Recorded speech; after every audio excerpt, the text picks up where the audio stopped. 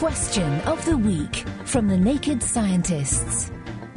Hello and welcome to Question of the Week from the Naked Scientists with me, Diana O'Carroll. This week I've got my honest socks on to answer this question. Hello, I'm Brian from North Yorkshire.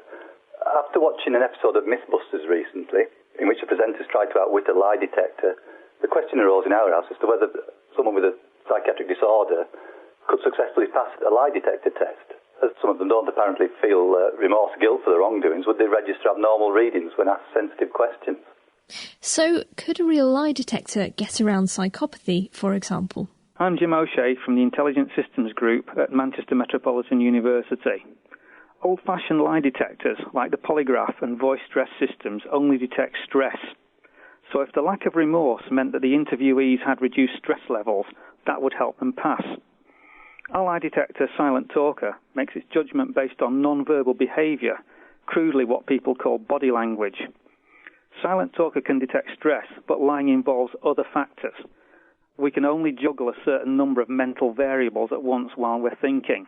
So if we've got to try and maintain a whole load of different factors about an imaginary story, it's very difficult to do all the mental processing to keep that consistent.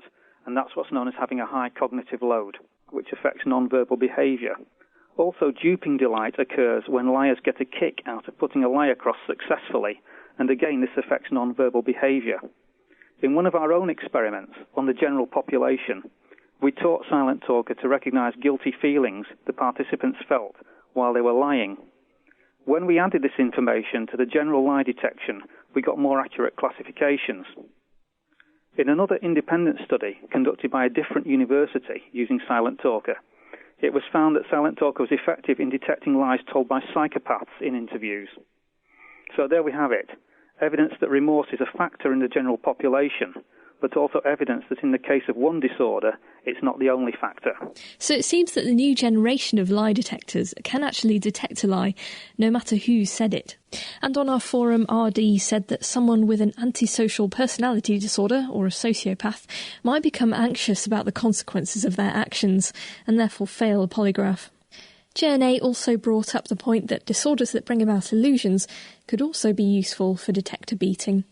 Well, from lies to policemen to laughing policemen, just what is so funny? Hiya, this is Scarlett Taylor calling from South Wales. I'd like to know exactly what it is that makes us physically laugh when we find something funny. Thank you. What's the point of laughing? Why not be a grumpy old man or woman? Let us know by emailing chris@thenakedscientist.com or write it on our forum at thenakedscientist.com/forum.